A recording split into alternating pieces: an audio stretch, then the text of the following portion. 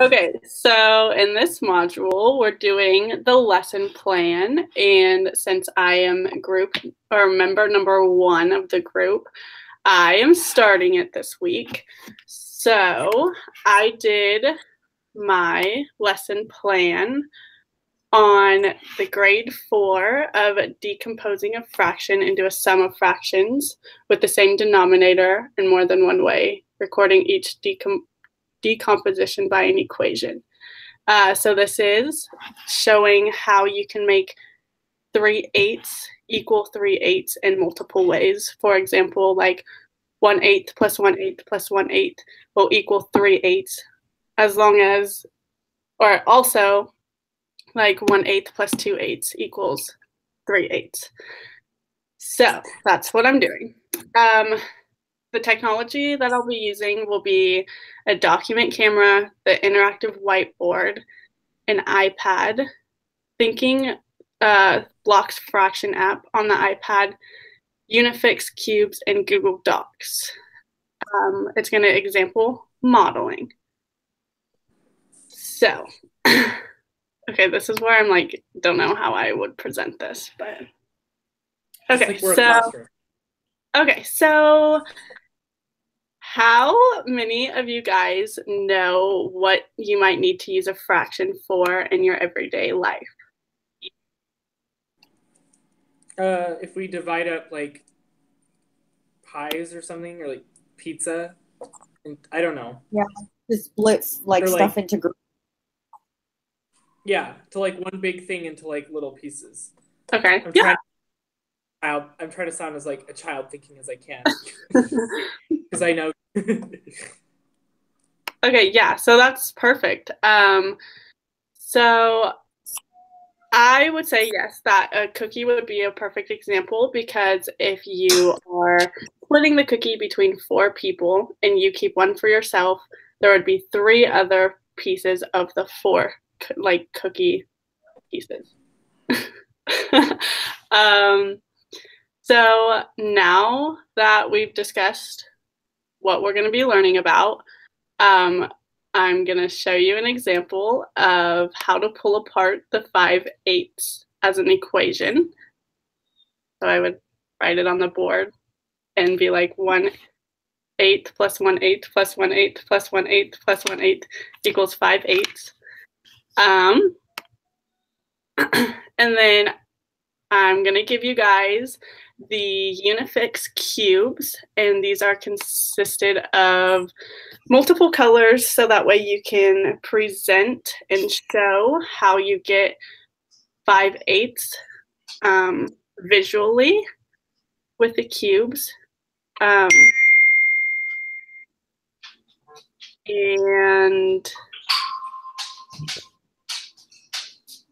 those who cannot use the Unifix cubes are going to go over to the iPads and start using the app.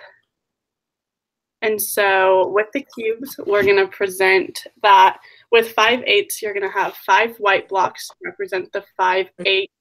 I'm sorry, I dropped off that. My Wi-Fi like died. Are you good now? Yes, I am. I probably missed like, I don't even know, like the last 30 seconds of that.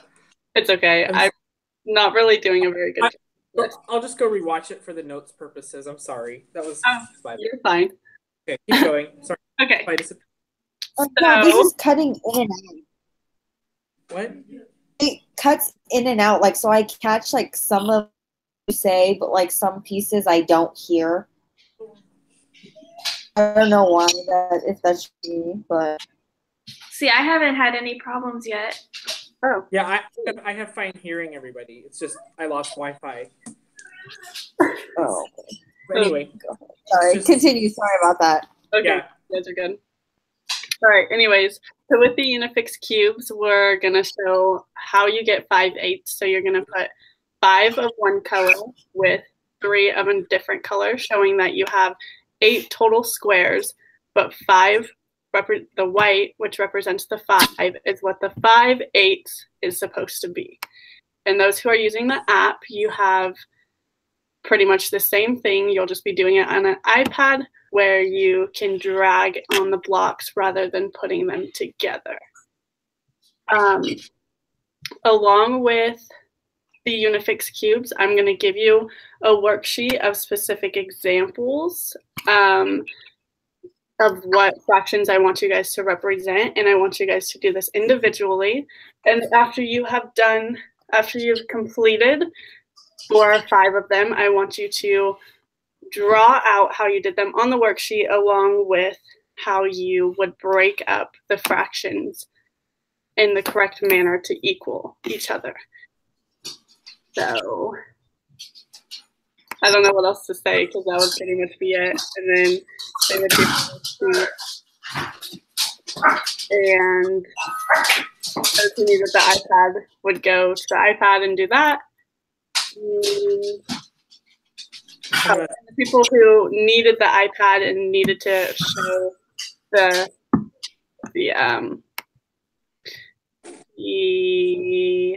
decomposition of the fractions would use the Google Docs. So instead of having to write out like 1/8 plus 1/8, they would be able to type it on the computer. So I don't so that really can like help if they don't have good writing skills, right? Yeah. Or like we don't. Okay. So then while you guys are all doing that, I will be walking around to monitor and quiz you and see if you guys are doing it correct or if you guys have any clarification. I don't think that was very good, but I don't really know how to do it over this. No, it was good. I mean, I think you hit on like all the points that were. Yeah, for like it's hard to like recreate it. Did you mention formative assessment at all? And that we lost. Or is that your form of like formative assessment is going around and like? Oh yeah. Individually. Is that okay? Yeah. So okay, yeah, formative walking around, quizzing people, formative assessment. Okay, yeah, that way you have like some sort of like mental note of who needs help. Yeah, fractions are hard. That's a good one to choose. Yeah. I feel like I end up those manipulative, you know, stuff like that. So sorry if that wasn't very good, and if we don't get very many good points on that because I don't really know what I'm supposed to do. So I tried my best. I think like the first one, I feel like she'll be like, or understanding, because like I mean, I don't know how much we really know how it's supposed to be. I know it's a lot easier if I had like tools and like was doing it not over a video camera, I guess. Yeah, I think like a theoretical. This is what I would do. I think you did it perfect. I think it's really good. Yeah. What else was I gonna say? Yeah, because you filled out that that right, and then you just kind of said what you filled out, the independent practice and the I do we do kind of thing. Yeah. I mean, it's only a 15 to 20-minute lesson anyway. So and like a lot of that time is them doing the work, so you can't really like have us be doing the worksheet or something. So that's really the best you can do with that.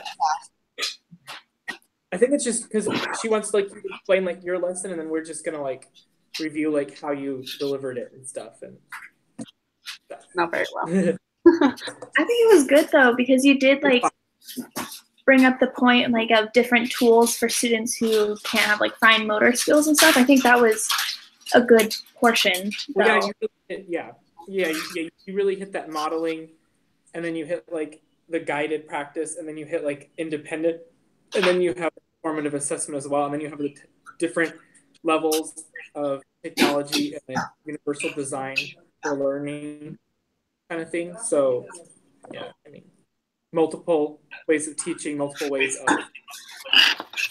testing, you know, stuff. Thanks, guys. Appreciate it.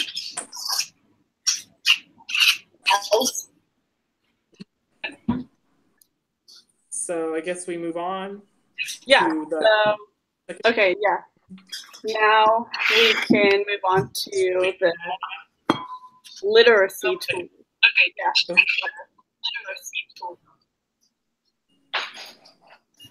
Okay, literacy tools. what were some of the ones you guys chose for? I mean, this was one where we were all supposed to do literacy and math. Like, it's supposed to talk about literacy and math together. Okay, is anyone else's like Yeah, I can hardly understand anything. Yeah, it's breaking up. I can hear part of what you Well, say, I hear it in the background. and then Same. some of it I don't understand. Yeah, why am I hearing my own voice when I speak?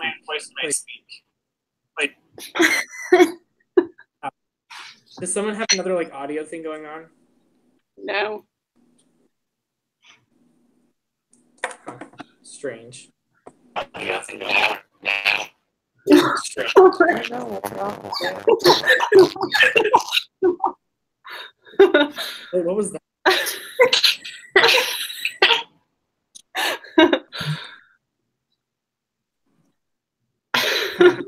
Weird. Okay, I can. I can normally now.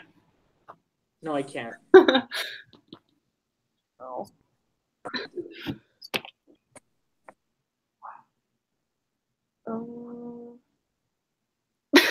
I don't know how to fix this. Oh, it's not like on here. Oh my god. Okay.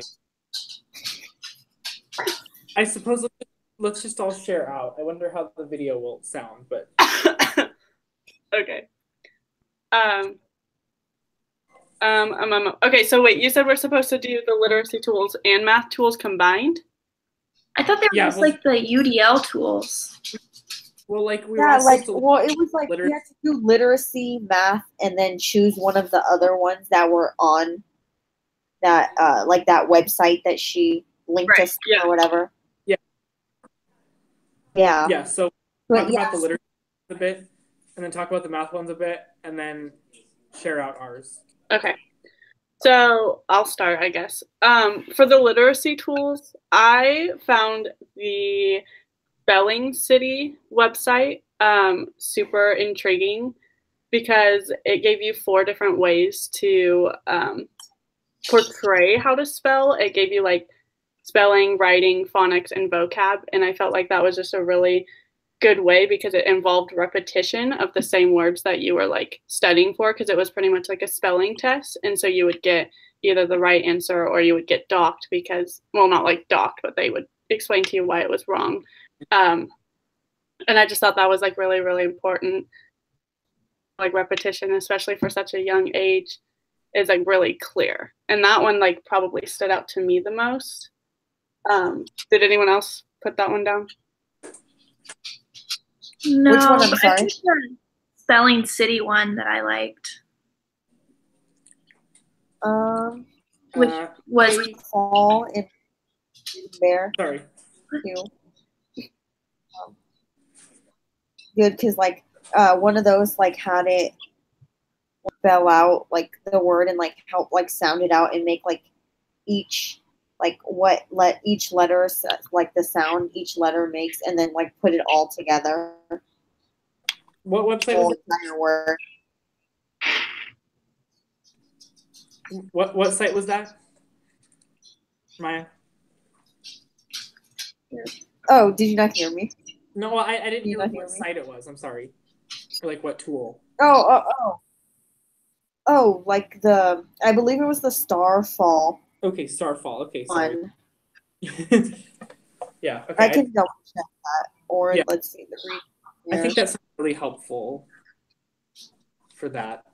Laramie, what did you say? I'm sorry, I think you got cut off somehow. And yeah, no, it's totally fine. I liked the Spelling City one. It was where like the kids would like put in their spelling list, and it would like kind of quiz them. They would like create like worksheets and different like tools that they could use, but also help them memorize and understand those spelling lists. Mm-hmm. Yeah, I actually put spelling. I wrote down Spelling City too. I thought that was really cool. I guess one that I put was AIM. It was the AIM Explorer.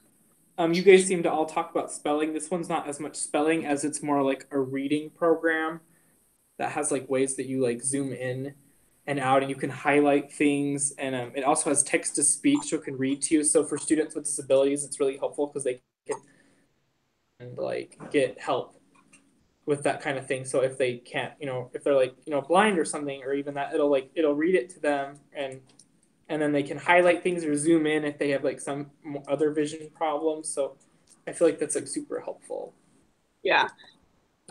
I found one kind of like that. It was the ABCYA stories, and it was like it reads the story out loud along with like highlighting the text per individual word, so that way you could follow along easily and know what word that like was being spoken. And the thing that I liked the most about it was it allowed you to like press the buttons to like speak, so that way you had the chance to like maybe practice the words before you saw the highlighting or the audio like play. And it like you controlled when to change the next page. And so like I thought that was really important, because then kids could go at their own pace, and like they could try and practice the words or like the sentence first before they heard someone else do it for them, you know?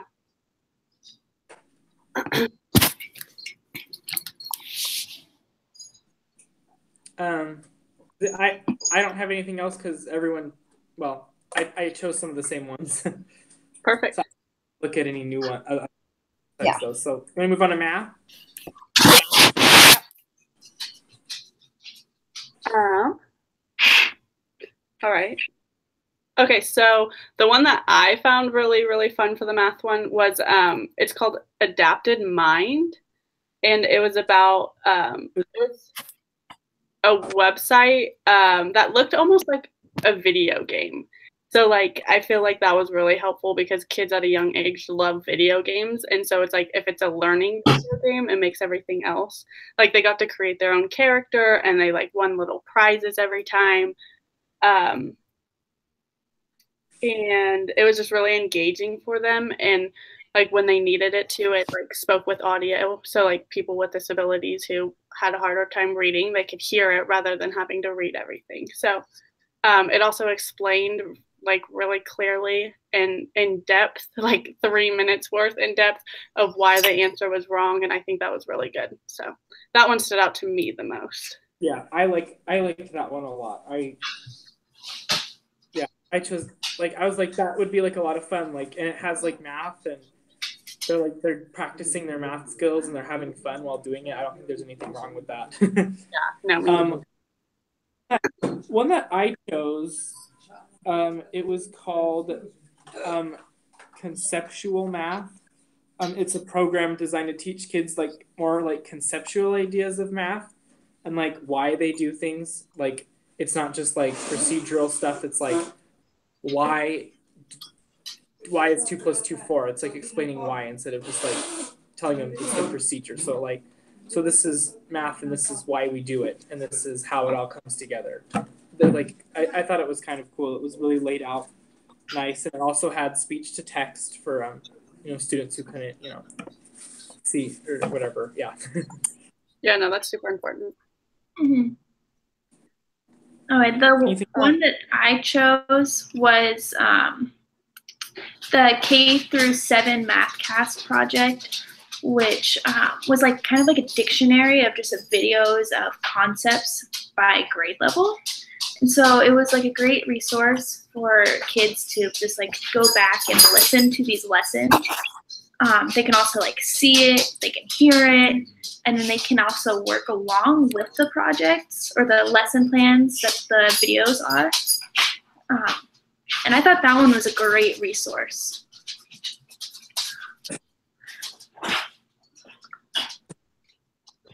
Yeah, the one that I liked was like kind of, I think what Lauren was saying, like similar to like how playground. So it has like, depending on grade levels, like focusing on different, like, first or second grade, it had like the students to practice on, whereas like in the higher grade levels, they had like fractions, like a bunch of different ways to like figure out how to like solve those problems, which I thought was a fun thing. Like I tested some of those out to see like how they would go, and yeah, I really like those, and just to like have students oh, I have to solve this, like how they can become interested in trying to solve it. Good. Should we go over all three of the ones that we picked, or do you think just choosing the one that we thought was the best was good? You mean like in our own individual ones? Well, that too, but like since we were supposed to pick out three examples, like should we mention all three of the examples that we picked out, or do you think we're good with just? I would just mention all three examples just really like briefly. Okay. Yeah, because it does say three examples, so Okay. that they want us to share. So, yeah. Okay, so I'll just name the ones that I did for the literacy tools first. So I did Spelling City, which I talked about previously, and then well, first off, what was your choice? Like your there's like a category for like the one that I like that you guys didn't do, but I did. I did the audiobooks. Okay, audiobooks. Okay. Yeah. Sorry, I forgot. Okay. Yes, audiobooks. Yeah. But I'm going back to the like literacy tools and just naming all three of the websites that I looked at first. Are you going back to literacy first? Yeah. Oh. Since we were supposed to give three. Oh, just to name off the ones that we looked at like individually. Yeah. Since we covered like one main one, I think if we just say like the two other ones that we found were intriguing would be fine, I would assume. So, like I said, I did Spelling City, the ABCYA stories, and Reading Bear. I thought those were the three good examples. So. And then. Okay. For literacy, I chose. For literacy, I. Go ahead. Right, I think you're cutting out. I think. For literacy, I chose Explore, Common Lit, and Spelling City. Yeah, and I kind of explained some of those. They were helpful for like reading and stuff. I chose AIM Explorer, Reading Bear, and Starfall for literacy. Mm-hmm. And then I did the Spelling City, browser books, and then the haiku deck for that one. Perfect. All right, so back to math. I did the Adapted Mind, like I mentioned, Foo Plot, and the Math Playground. I did Raining Camp, Adapted Mind, and Conceptual Math. Those were interesting. I looked at Navigator, Math Playground, and I don't know if you said this correctly, but FX or something like that. Yeah. And then I did the K through 7 math casts, geoboards, and then the time tool. So I think a lot of us had like at least one similar thing in the group. Like I think we all. Yeah. So something must have stood out in that. Yeah. In that direction. Okay, so now I guess Lauren, you can share out audiobooks now. So I chose audiobooks. So the first one I'll talk about it's called Lit to Go. And I thought this one was interesting because it allowed audio and had the story for you to read. So like you could follow along with like the page as it was reading out loud. And I like how you can individually select the chapter so that way you're not like trying to remember the page number that you are on, rather than you could just go to that chapter and find where you left off. So I thought it was just laid out really well. It was kind of like a Kindle on a website, pretty much, I felt like. The other one I found interesting was called the Mother Goose Club. And this one was for more of a younger crowd, definitely, but I thought it was really important because it gave you like YouTube videos that were like people singing and like wanting you to sing along and like engaging you, almost like kind of like Dora the Explorer, like how it wants you to sing along with it. And I think that's really fun, especially for little kids, because they love songs and they love to play around and stuff. So it included more so of nursery rhymes, so it wasn't really like a book, I guess, but it was, like I said, for a younger crowd, and so that's what they want to be learning at the young age. And my third one was called Storyline Online, and this one also involved videos, but instead of just watching a video of someone like reading the book, while they were reading it, they had like animations from the book. So while they were reading it was kind of like a movie with the narrator in the back. And I thought that was really creative because it showed you pictures from the book and of the book while someone was reading the book to you. So those are the ones I picked. Okay. I guess I can go next. I did collaborative tools. So let's see. Collaborative strategies or collaborative tools. Pretty much like what it means by collaboration. It's like getting students to engage kind of with each other and also with like the teacher, and kind of like what kind of tools can they use to interact with each other inside the classroom. So sometimes it is difficult to do this for like some kids who are like more shy, or sometimes they have some disabilities that prevent them from being able to like communicate normally with their peers. But like a lot of technology is there to help. And then also I think that when you collaborate, you understand things like in math. Like if you don't understand something in math, you can kind of ask your neighbor and kind of like get kind of their understanding of it. So I feel like teaching collaboration and encouraging it and helping them with technology is really helpful. My three tools that I found were, one is called Play Possit. I thought it was Play Post-it, but it's Play Possit. It's really weird. It's like a video with questions and statements, and like how to like so it's like videos, and then it's like a video, and then it has some questions, and then the students have to like answer as the video goes. And also there's like other interactive kind of things, like they can like move things around, like it like stops and then like gives them a prompt, and they can like move things around on it and kind of like just engage with it, and like so it can incorporate lots of lessons with that.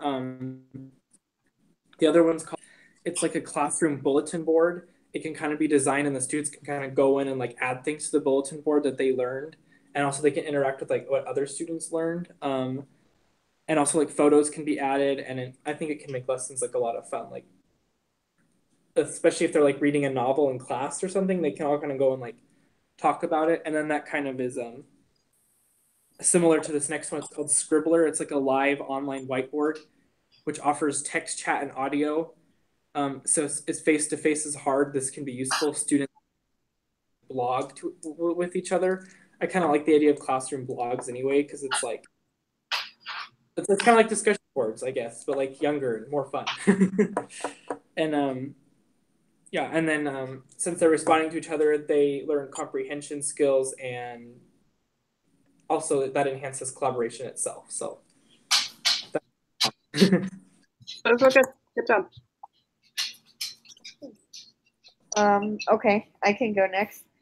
So the other reading that I did was text to speech, and so like the three main ones that I looked at were Speechify, Announceify, and Natural Reader.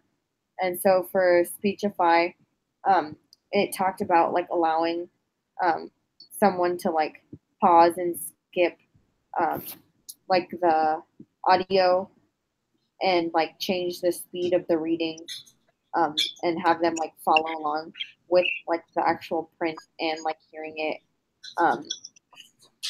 And like they can use it anywhere, which is like a benefit. They can take it and not have to be limited to where they're at. And they can use it on like multiple devices. Like if there's something on their computer that they're reading, they can send it to their phone and use it that way. And that can make it more accessible to like students with like learning disabilities or like language barriers. Like one of the guys that, or the guy that created it said that he created it to help him because he has dyslexia, and it was hard for him to like read in school and stuff. And before coming here, like to the United States, like so that was like a great way to help him in like practicing English as well.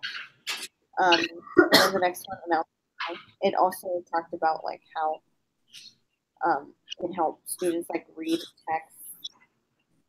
text and like convert text into speech.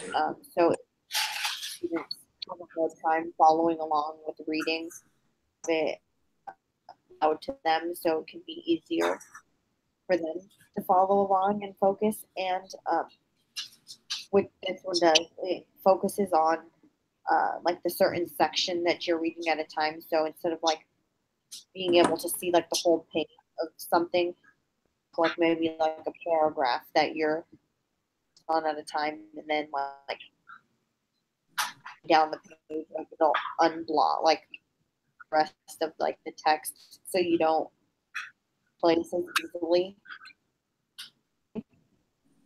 And then the last one I talked about or read about was Natural Reader,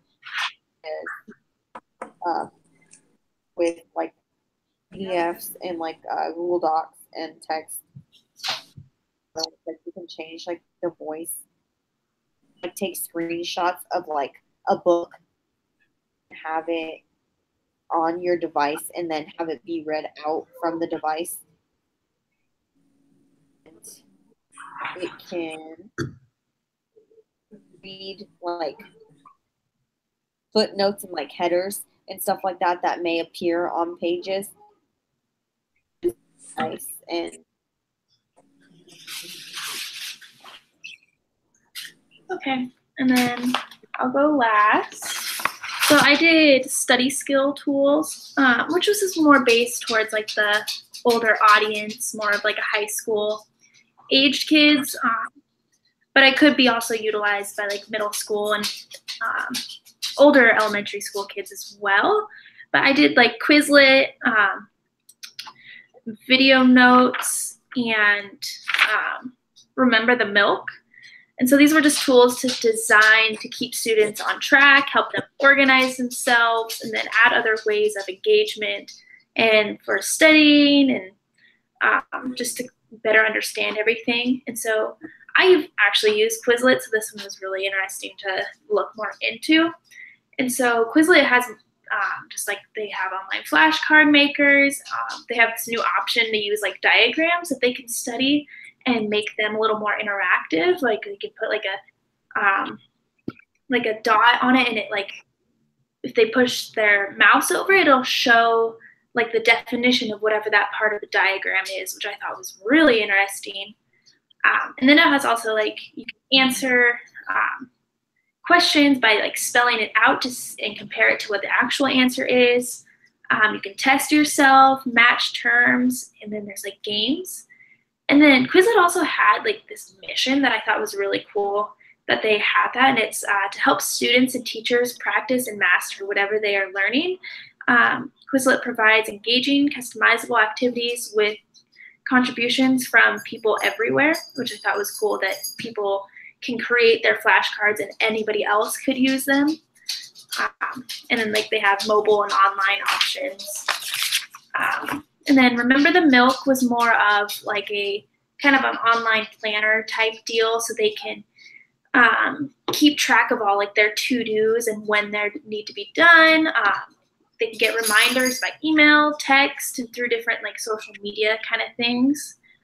And then like you can share with others and say like you and somebody else are working on like a group project. You can send like a reminder, hey, like do this part of the group message or the group project. And then Video Notes was a note-taking program that you like is linked with like Google Drive, but you'll watch like a video like on YouTube or something. You can take notes while the video is playing, and then if you go back and watch that video over again, the notes will also go along with the video, so you can like you know exactly what points you are making at what point in the video. Which I think is really valuable, and I will probably honestly use that now. But yeah, those are my 3 options. I really liked the planner one the best. I think that's really cool. Mm-hmm. Yeah, really fascinating with that, I think. I guess we've all shared out. I guess that's everything for this week. I don't think we missed anything. I don't think so either. I think we all did pretty good. Okay. Yeah, very good. Good job, Yeah. Lauren. For Thanks. the first time. Job presenting. Now you guys know what to just remember do and what not to do. Yeah. So just remember when you stop broadcast, remember to copy that link to YouTube and then put it onto that Google Doc. Will do. Right away. I will. Don't save that. I really will. want to get that link on there because that's really important. So yeah. Anyway, I guess until next week, the document is due Friday. So we all know the drill on that. Oh, okay. Total bitch about it. Anyway, I guess I'll see you guys next week. And remember, have that lesson ready. Bye.